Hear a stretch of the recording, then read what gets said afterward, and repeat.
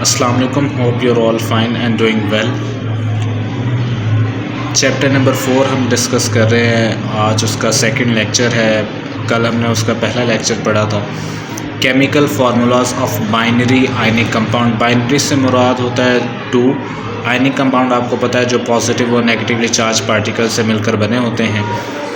In order to write down the formula of an ionic compound, अगर आपने किसी ionic compound का formula लिखना है तो आप सबसे पहले तो आइडेंटिफाई करें कि उसमें पॉजिटिव और नेगेटिव कौन से एटम्स हैं।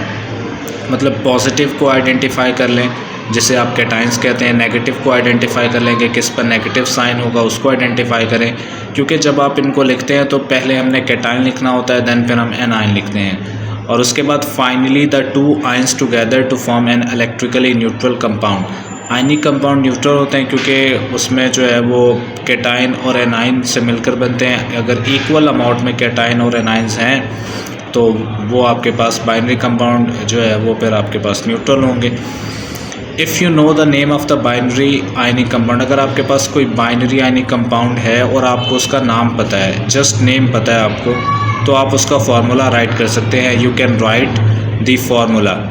Start by writing the symbol of cation. For example आपके पास NaCl है। अब आपको पता है सोडियम क्लोराइड, और सोडियम का सिंबल होता है Na, क्लोराइड का Cl आप यूज़ करेंगे।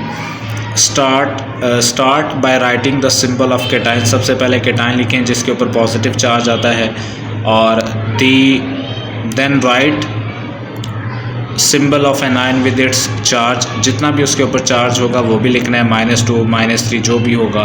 And find out how many of these ions are needed to give an electrically neutral compound. For example write down the formulas of lithium oxide. The symbol of lithium cation with its single positive charge is Li positive. The symbol of an anion is O2 negative. यहाँ पर आप देखें लिखने का तरीका। सबसे पहले आपने कैटाइन लिखा, Li 1 पॉजिटिव है, एक इलेक्ट्रॉन इसमें डेफिसेंट है। एनाइन आपके पास ऑक्सीजन है, इसमें जो 2 इलेक्ट्रॉन गेन करता है, ये किए हुए हैं। जब आप इन दोनों को कंबाइन करेंगे तो ये वैलेंसी जो है वो चेंज हो जाती है क्रिस क्रॉस मेथड के ज़रिए।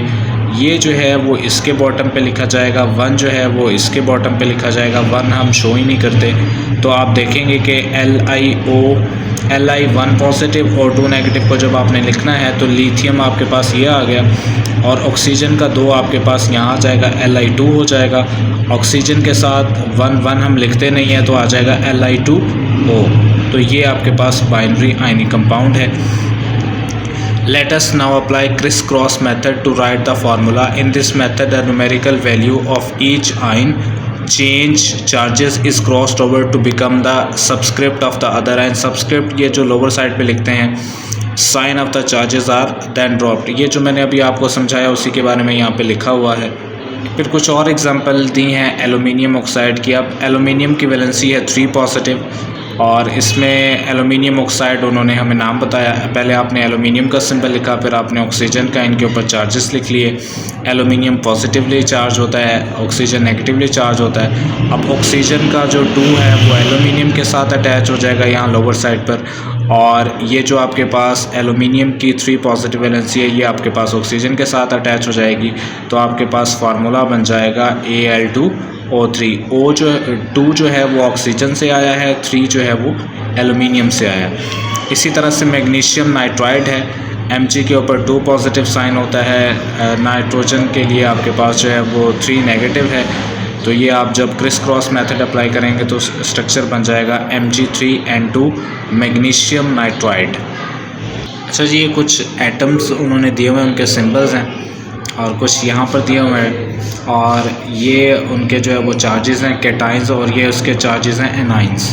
तो ये आपने याद करना है टेबल। इसको याद करेंगे तो आपको जो है वो आगे इक्वेशन सॉल्व करने में या बाइनरी कंपाउंड लिखने में बनाने में आसानी रहेगी। अच्छा जी, नेक्स्ट है chemical formulas of a compound. अगर आपको किसी भी कंपाउंड का मॉलिक्यूलर फार्मूला लिखना है, तलाश करना चाहते हैं, तो आपको उसका एम्पिरिकल फार्मूला जो है वो पता होना चाहिए। Molecular formula of a compound can be found out if we know its empirical formula. Empirical formula कैसे कैलकुलेट करते हैं? To calculate the empirical formula of a compound you need to determine the simplest whole number ratio of atoms in that compound. अच्छा जी, इसका formula क्या होगा आपके पास, आगे भी आपने ये करना है। एम्पिरिकल फार्मूला वो बता रहा है कैसे फाइंड करना है। This can be done by using experimental data के ज़रिए on the mass percent composition of the compound. Molecular formula is then calculated by the following. Molecular formula find करना है, उसको आपने लेफ्ट साइड पे रखा, इज इक्वल टू होता है एम्पिरिकल फार्मूला ब्रैकेट क्लोज और बाहर लिखा हुआ है एन। एन जो है वो नंबर ऑफ फाइंड करने का तरीका क्या है, molar mass divided by empirical formula mass. Molar मास क्या होता है, कोई भी आपके पास जो कंपाउंड है उसके जो एटॉमिक मास है उसको आप जमा कर दें तो मोलर मास आ जाएगा। जैसे ये हाइड्रोजन पेरोक्साइड है, अब एक हाइड्रोजन का एटॉमिक मास एक होता है, 2 है तो मैंने 2 लिख दिया। ऑक्सीजन, एक ऑक्सीजन का होता है 16, O2 है तो 32 हो जाएगा, 16 को मल्टीप्लाई किया 2 से तो 32 आया। इन दोनों को आपने जमा कर दिया तो आंसर आया आपके पास 34। ये 34 जो है ये फार्मूला मास है या मोलर मास है हाइड्रोजन पेरोक्साइड का। अच्छा जी, अब मोलर मास और एम्पिरिकल फार्मूला मास n कैसे फाइंड किया हमने जी, n is equal to 34 divided by 17। 34 इस तरह से निकला, हाइड्रोजन पेरोक्साइड का है ये।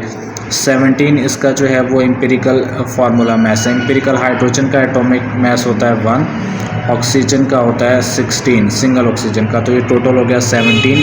34 divided by 17 is equal to 2।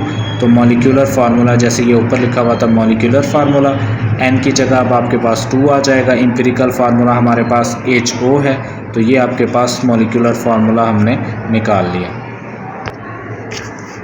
अच्छा जी, उसके बाद if for a compound the value of n is 1, अगर किसी कंपाउंड की वैल्यू n की वैल्यू 1 निकलती है तो उसका मॉलिक्यूलर फार्मूला और एम्पिरिकल फार्मूला सेम होगा। एक्सरसाइज का एक शॉर्ट है, right down the name of 3 such compound which have different empirical and molecular formulas, glucose, benzene और उसके बाद हाइड्रोजन पेरोक्साइड। फिर एक आपके पास न्यूमेरिकल प्रॉब्लम है, अगर पीछे वाला टॉपिक आपको समझ आया तो ये भी आसान से समझ आएगा। एम्पिरिकल फार्मूला उन्होंने दिया हुआ है CH, मॉलिक्यूलर मास भी दिया हुआ है 78। अब आपने फार्मूला अगर आपको याद हो, molecular formula is equal to n into empirical formula, और n फाइंड करने के लिए molar mass divided by empirical formula mass. Molar mass है आपके पास 78, ये उन्होंने हमें दिया हुआ था। अच्छा, ये 13 कहाँ से निकाला, कार्बन का एटॉमिक मास होता है 12, हाइड्रोजन का होता है 1, 12 और 1 13, तो ये 13 आ गया। 78 divided by 13 is equal to 6, और 6 को अब आप मल्टीप्लाई करेंगे, एम्पिरिकल फार्मूला जो है वो आपके पास CH, तो आंसर आ जाएगा आपके पास C6H6। तो आपको जस्ट मॉलिक्यूलर मास पता था और एम्पिरिकल फार्मूला पता था, उससे आपने मॉलिक्यूलर फार्मूला जो है वो बना लिया। This is all about today's lecture. Thank you so much.